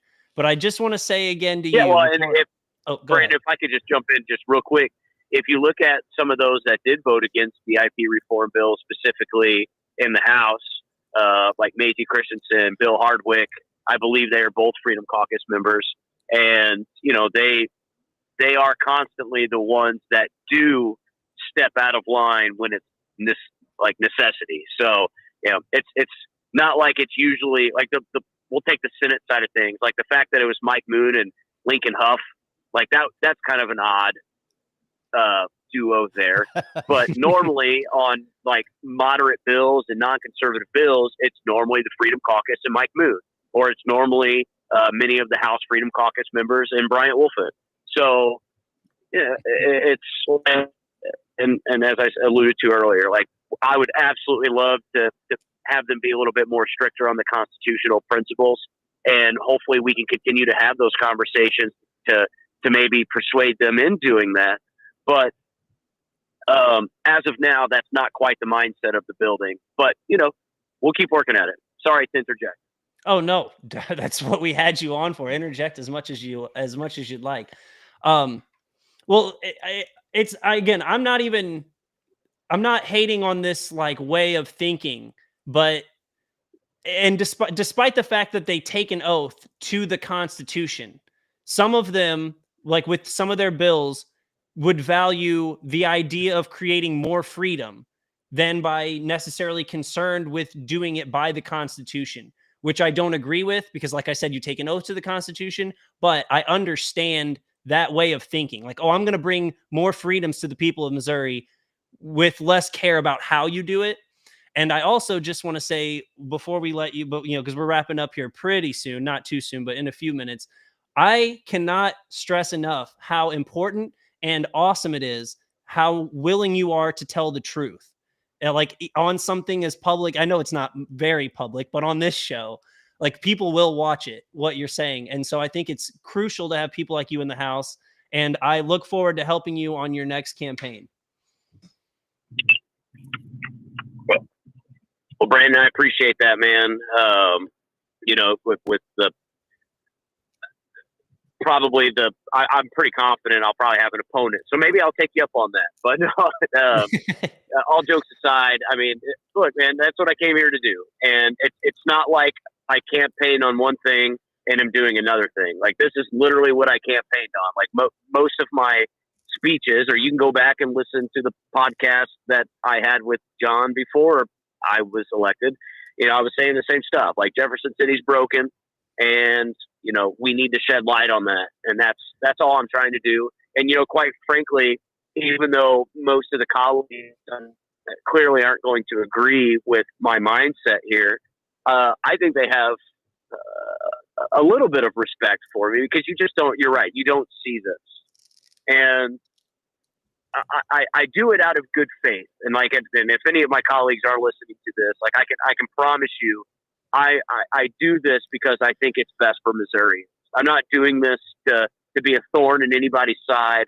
I'm not doing this because I have my own, I guess I technically have my own agenda, and my own agenda is just to bring forth a better Missouri for my kids and a more freer Missouri. And the best way I know how to do that is to get us back to constitutional principles.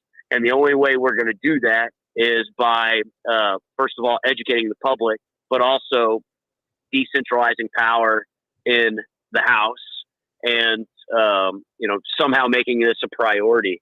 So that's my agenda. Most people come into the House and passing legislation's their agenda.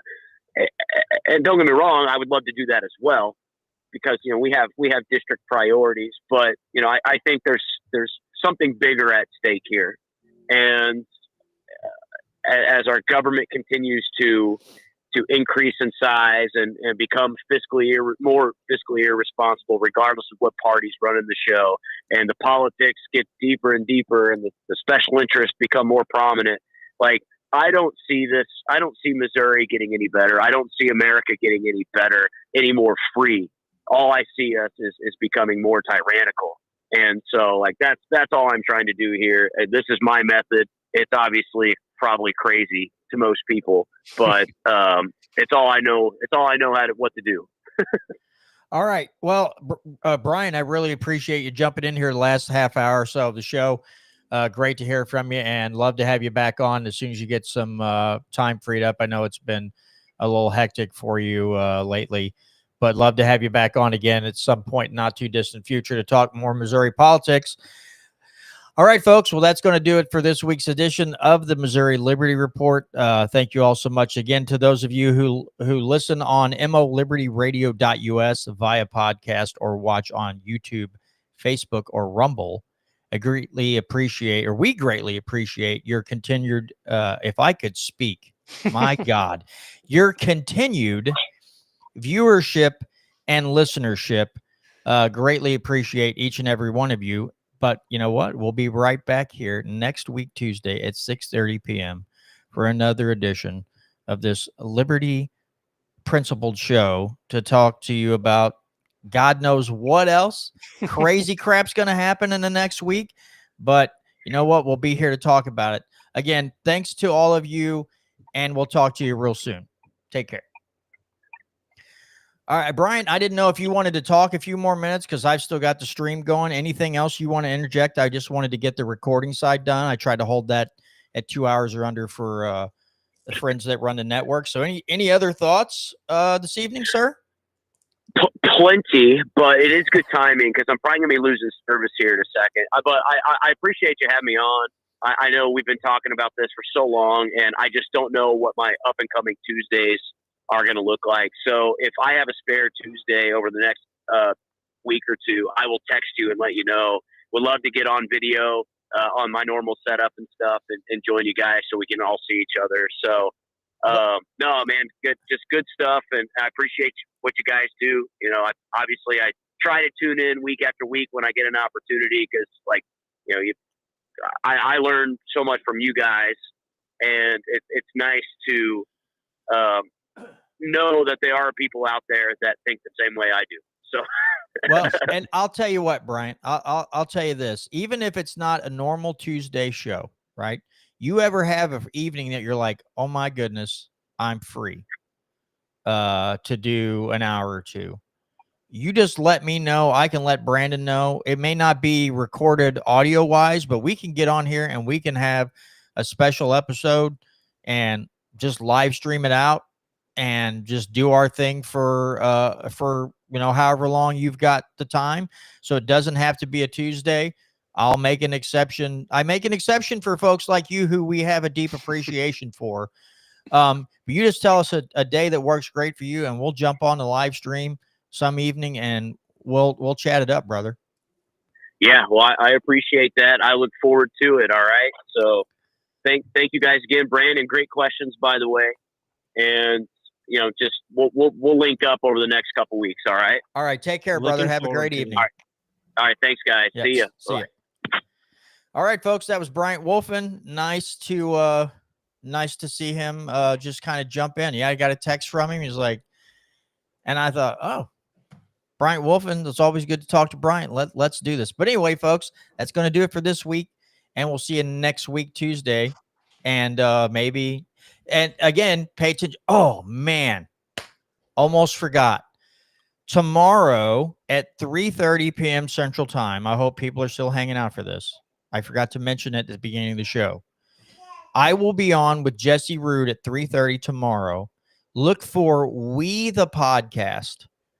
It should be on YouTube. It should be on Rumble. So just look for We the Podcast. Jesse's going to stream for a couple hours tomorrow. He's kind of got half-hour segments blocked off for several people. He's going to have Robert Brown and some other constitutional experts.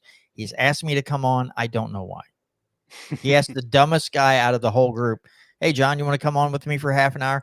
Of course, I'm going to oblige him because I like Jesse, and Jesse's a smart guy, and he's very he takes his stuff very seriously, and he's a smart gentleman.